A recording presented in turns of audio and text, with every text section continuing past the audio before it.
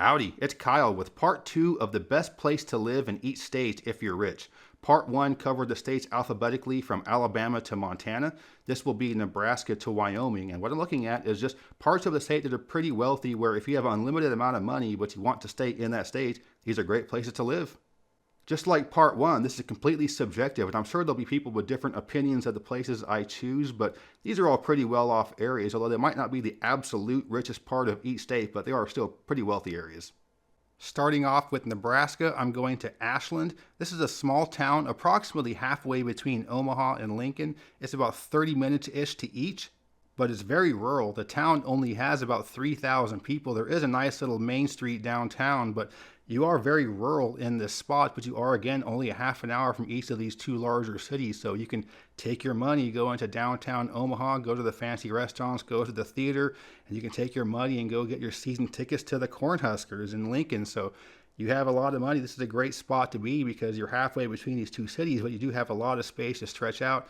Got some open scenery, got the Platte River nearby. Really nice spot to have money in Nebraska. As much as I love fabulous Las Vegas, Nevada, if I have a lot of money in the state, I'm going to Lake Tahoe.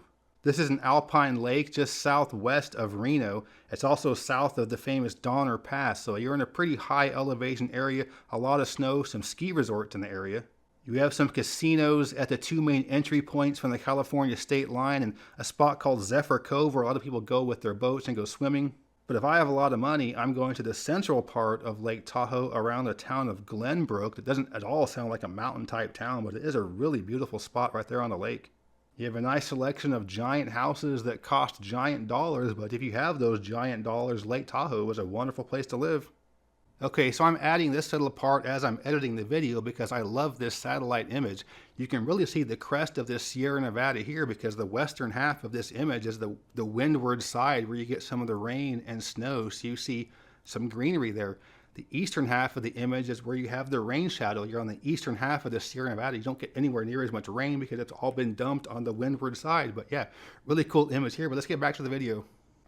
Now heading over to New Hampshire, I'm going to Lake Winnipesaukee in the central portion of the state, more mountainous right there near the Kankamangas Highway. This is a popular spot for people from all around New England and New York to have a second home, just big giant homes right there on the lake. But as you might expect, beautiful homes with beautiful scenery in one of the wealthiest states in the country, well, it's going to be pretty expensive. Just like Massachusetts to the south, pretty much anywhere in New Hampshire is going to be nice. There's only a few kind of rough areas in the far north, but most of the state's pretty nice. But if I have a lot of money, I'm going to that central part of the state near Lake Winnipesaukee. Now heading to New Jersey, this is a state that's mostly urban, suburban, or exurban, kind of like Maryland. So I think the money in New Jersey is going to be more urban or suburban. And in this case, I'm going to the town of Alpine in the northeast corner of the state.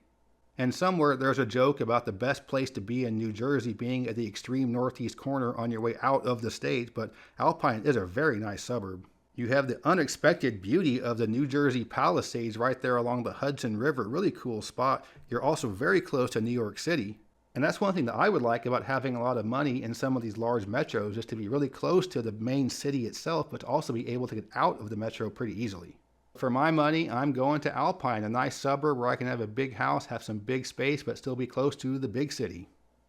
For what was perhaps the easiest decision on this entire list is New Mexico, which is of course going to be Santa Fe. There are some beautiful spots around Taos and Los Alamos, but for my money, I'm getting one of these beautiful New Mexican style architecture houses in Santa Fe. But with that, I would prefer to be outside of the city in a nice big house in a big area, perhaps on a nice high hill with a good view. But I love the idea of being able to get into Santa Fe pretty easily, and the city isn't so big to where you can be out in the wilderness essentially, but still be within 20-30 minutes of the city. And this is an example of a place that's great to have a lot of money, but it can be very difficult if you don't. So if you have the money, Santa Fe is a wonderful place to live. It's pretty nice even without the money, but man, I love these houses. New York is another state with a lot of money, a lot of great places to choose from, but here I'm going with the town of Bronxville, just north of the Bronx itself in Westchester County. But it's not that far out. It's only about 15 miles north of Central Park, so this is another spot where you can be close to the big city, but not be anywhere near it in terms of feel. So being a more inner ring suburb, it's much more historic. You have some nice older homes there, but you have some nice newer, big, stately homes as well. And I know there's probably a lot more big money on Long Island than here in Bronxville, but one thing I do like about Bronxville is you're at the north end of the metro area, so you can go just north and you're outside of the big city area. You can get to the Adirondacks where your second home in the mountains is much more easily. But for Long Island, you're kind of trapped out there on a cul-de-sac, so you have to go through the entire metro area just to get out. I got my second home in the Adirondacks, my third home in the Finger Lakes area. I want to get there much more easily. Going down to North Carolina, the place I chose is the town of Mooresville around Lake Norman. This is about the northern extent of the Charlotte metro area. There has been a lot of growth there, but it is still quite exurban. And some of the biggest money in all of North Carolina lives here. Many of the NASCAR drivers and pro athletes for the Charlotte area teams live here. Some of the big bank and financial money from Charlotte lives here. And being right there on Lake Norman, of course, you have to have your own dock and your own boat or two. But I think this spot I chose is really well placed within the state in general. You're not that far from the Great Smoky Mountains and the Asheville region, but you're also not that terribly far from the beach. I mean, it is a bit of a drive, but you're not that far. It's a wonderful place to have money in North Carolina, and Mooresville, Lake Norman area is a great spot to live. For North Dakota, I'm going to the capital city of Bismarck, and specifically the southwestern portion of the city, an area called Fox Island. And as the name implies, it's an island in the Missouri River. Although it isn't really an island as you might expect, it's kind of connected to the land. So it isn't a true island, but it is kind of a low-lying area right there along the river. Nice spot with big homes. You got to be careful though, it can flood. So as long as you're outside of the part that floods really bad, this is a really nice spot to live in the Bismarck area. But the reason why I chose this region, and specifically the southwestern portion of Bismarck, is that Bismarck itself is pretty nice, and the suburb across the river of Mandan is also pretty nice. But being right there in the middle of the state, you're close to the big city areas, I guess you can call them, for North Dakota along the Red River, but also the beautiful western part of the state where you have Theodore Roosevelt National Park and some of the Badlands. For Ohio, I'm going to a couple of the eastern suburbs of Metro Cleveland, specifically Hunting Valley and Moreland Hills. It's about 15 miles east of Cleveland, but feels much farther away than that. Big open spots for big houses, nice wooded spots. So you have a lot of nature right there in your backyard, but again, you're only 15 miles from Cleveland. And this is another spot where I just like having the city nearby, some woods nearby, so you get the best of both worlds. But just like most everything else that's the best of both worlds, it's not going to be cheap, and these suburbs are really expensive. When somebody thinks of Cleveland or thinks of Ohio in general, they might not be thinking beautiful scenery like this, gorgeous big houses, but there's a lot of money in Ohio, and in the Cleveland metro area, some of the biggest money is in some of these eastern suburbs like Hunting Valley and Moreland Hills. For Oklahoma, I first had to decide whether I wanted to go to the Oklahoma City metro area or the Tulsa metro area, and ultimately I went with Tulsa and the suburb of Jenks. This is south of the city center, but it's pretty close to downtown. It's only about 10 miles from downtown Tulsa. And although this isn't the absolute wealthiest part of Oklahoma, I do like this suburb because you're right there along the Arkansas River. You have some creeks there, some really cool parks and green space near there. And I think the Tulsa metro area is a little bit nicer than the Oklahoma City metro area in terms of its nature and scenery around there. There's a lot more water and more rolling hills in that northeastern portion of the state closer to the Ozarks. So you might have more expensive cowboy hats and cowboy boots in Oklahoma City, but I do think the southwestern suburb of Tulsa, Jenks, is a really nice spot to be. And if I had a lot of money, that's where I'd be. Heading to Oregon, and one of my absolute favorite places in these two videos, Lake Oswego. This is only about 10 miles south of downtown Portland, and it's a really gorgeous spot. You're right here in the suburbs, but it really feels like you're way out in the far exurbs. As the name of the town implies, there's a lakefront there, so the wealthiest of the wealthy have spots right there along the lake with their own dock and boat. And this is what I love, being tucked away in a quiet spot, but really close to the downtown of a very vibrant city. But Portland might be a little bit too funky for a lot of folks, and maybe you don't want to be in the city itself, but man, this is a great suburb to be. And like many of the other places I'll mention in the video, this isn't the absolute wealthiest part of the entire state, but for my money, if I have this kind of money to afford these types of houses, this is where I want to be, around Lake Oswego. I spent more time trying to decide what I was going to choose for Pennsylvania than any other state, but ultimately I went with the northwest Philadelphia suburb of Gladwine. This is one of several towns along what is referred to as the Main Line, so it's the main street that heads northwest out of Philadelphia, going through a lot of very affluent suburbs, including Gladwine. Not too far from here is Villanova, which is where you have Villanova University. You also have a really nice park called Rolling Hill Park, and that's one thing I like about this spot, like many of the other ones. You're in a nice wooded area, so nice parks and green space around there, but you're also very close to Philadelphia, right there on the Main Line. A couple of the other spots I considered for Pennsylvania included more rural areas of Lancaster County, but also some of the areas around Gettysburg. And those are very pretty spots, and certainly many people would rather be in those spots than a suburb of Philadelphia, but these suburbs northwest of Philly are really, really nice. If New Mexico was the easiest choice for the video, Rhode Island was the second easiest. Of course, I'm going to Newport. It's an old colonial city, some beautiful old architecture right there along the water. And those gorgeous houses don't come cheap, so you want a nice, beautiful spot right there in a historic area. It's going to cost you, but if you had the money, Newport is a great place to have it. You can have your own boat in the harbor and go around Narragansett Bay, maybe go down to Block Island. Like many other small towns that have a cute downtown and beautiful houses, it can be very touristy, but if you live somewhere that's very touristy, you know to not go down there on the busy weekends, just stay in your home on those days and enjoy the town in which you live on the days when tourists aren't there. And let's be honest, if you're going to have big money in Rhode Island, you better live on Rhode Island. For South Carolina, I'm going to the Sea Islands of Sullivan's Island and Isle of Palms off the coast of Charleston. And this was my personal choice of where I would live if I had a bunch of money. I asked my wife, who is from South Carolina. She said the exact same place, Sullivan's or Isle of Palms.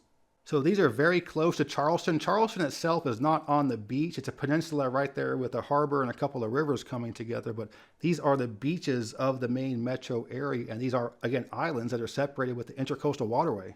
The beaches themselves are very nice, large, wide swaths of sand. But if you're smart with that big money, you wouldn't be right there along the beach. You'd be about 3 or 4 blocks inland.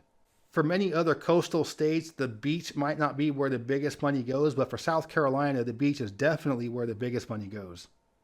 For South Dakota, I'm going to the towns of Deadwood and Lead in the northern end of the Black Hills in the southwestern portion of the state. And this is where you have the highest mountains in the state, including Mount Rushmore. You also have a couple of cave national parks, Wind Cave and Jewel Cave, but also the Black Hills National Forest and just many other beautiful wilderness type spots.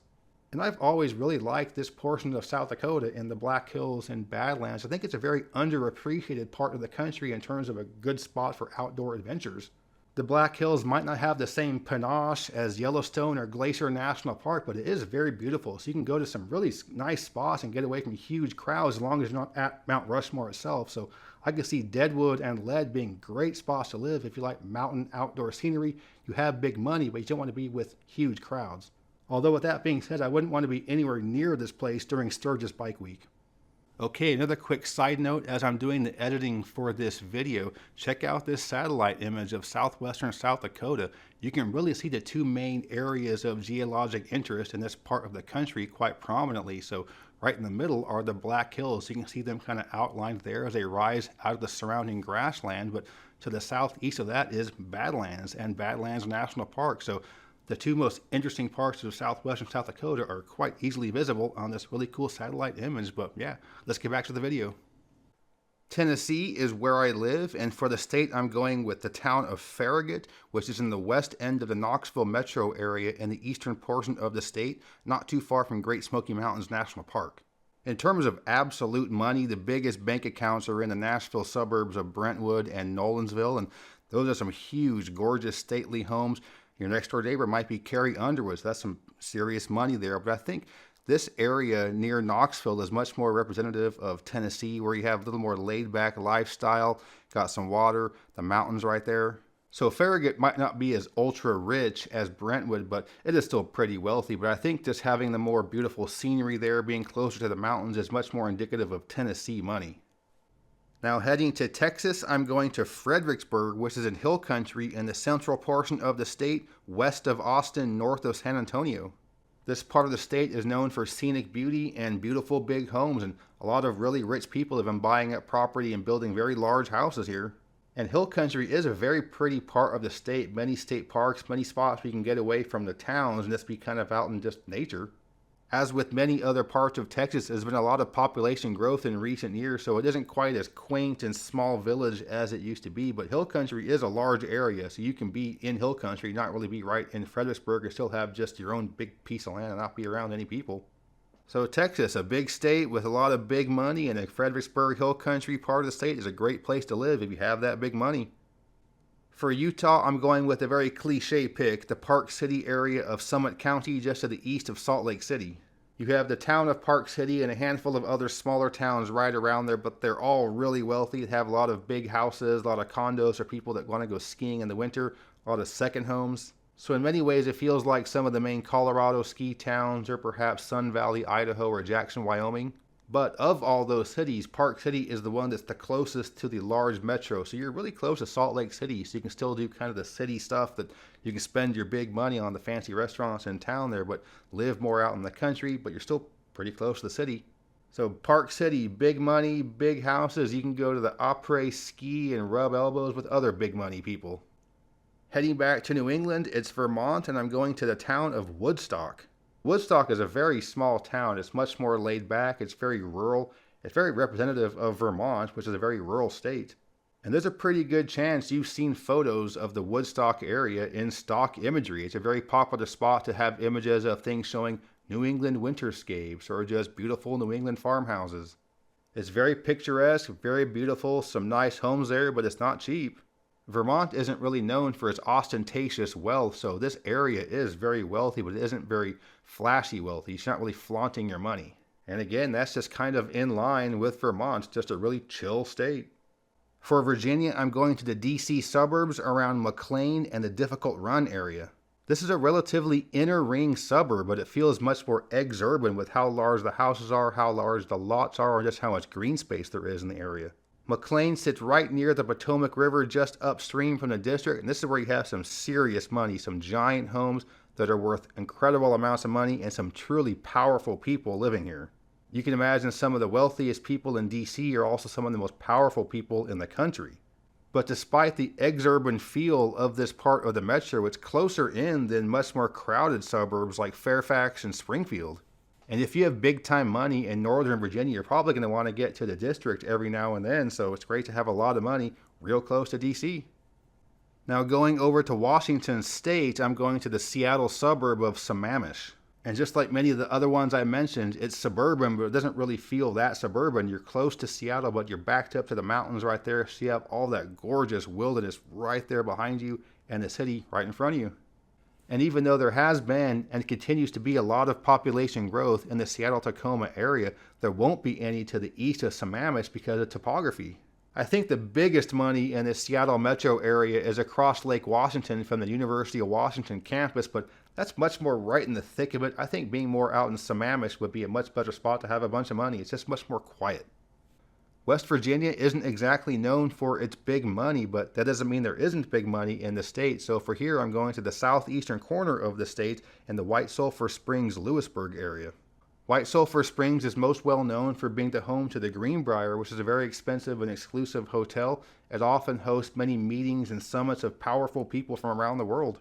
White Sulphur Springs itself is a pretty small town. There is a main street there, but there isn't a whole lot going on. It doesn't really seem like a rich type town, but just up the road is the town of Lewisburg, which is a much nicer town with a really cute main street.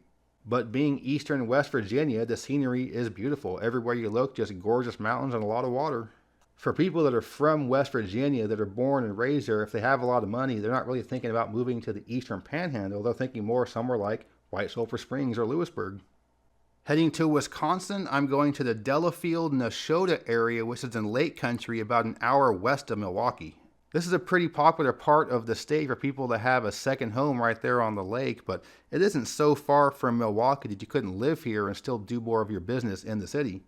And this area isn't quite as wealthy as the Lake Michigan shoreline suburbs just north of Milwaukee, but I do think this would be a better spot to have a lot of money if you're Wisconsin because it is a little more wooded and it's not quite as suburban. I think of Wisconsin similarly as Michigan, where if you have a lot of money, you might not want to be on the Grosse Pointe area right next to Detroit. So is that similar to Milwaukee? That would be the Shorewood or Whitefish Bay area. So you have big time money there, but I would think people that are from there might want to be a little more secluded, might want to have a spot, maybe a bigger house on a spot on a lake, have your own dock and your own boat. And for the last state I'm going to cover, it's Wyoming, and I'm going to the town of Cody. This is in the northwestern corner of the state, about an hour east of Yellowstone National Park. The Jackson Hole area to the south of Yellowstone and Grand Teton National Parks is much more well known for being the area that has a lot of big time wealth people with big money having big houses there, some celebrities, some big movers and shakers, but that's mostly out-of-state people with second homes. So I would think if you're from Wyoming, you have a lot of money, you might want to be in that beautiful part of the state, but not amongst all those out-of-staters and tourists, and I think Cody is a great spot for that. If you watched the show Yellowstone, or before that it was Longmire, and you dream about having a spot like that in the world, well, this is where you want to be, near Cody, Wyoming.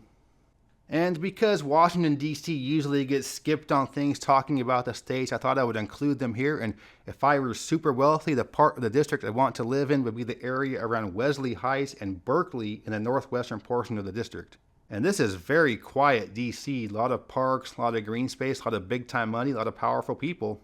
It's not quite as famous or as exciting as the Georgetown area with some of the hustle and bustle that goes on there, but if you don't want the hustle and bustle but to be very close to it and you have a lot of money, this area is great. Washington is a city where a lot of money can open a lot of doors, and a lot of those doors being opened are in this neighborhood in the city. And this is really close to the Potomac River, not very far from McLean, Virginia that I mentioned earlier. So the real question would be, if you have the ultimate amount of money in just the entire DC metro area, where would you rather be, in DC or in McLean or somewhere else? If you live in the area, let me know. So that was part 2 of the best place to live in each state if you're rich. And of course, these are just my opinion. People will have different preferences, but these are still all very nice places to live. If you enjoyed this video, please give me a thumbs up so let me know you approve, and subscribe to this channel if you're interested in learning more about geography from a nerd. And also, don't forget about Muir Way maps, some of the most beautiful physical wall maps you're going to find. If you're from California, you definitely want this. This is a hella beautiful map. And if you don't want it, it's probably because you're one of those folks that wants to live in Barstow if you could. But yeah, there's a link in the description for a nice coupon code for Muir Way maps. But yeah, thanks for watching. Geography King signing out. I'd like to give a special thanks to my superior patrons for their support, especially Bruce W. Thank you very much. Welcome to the club. If you're interested in supporting the channel, you can check out my Patreon page. The link is in the description. As always, thank you very much.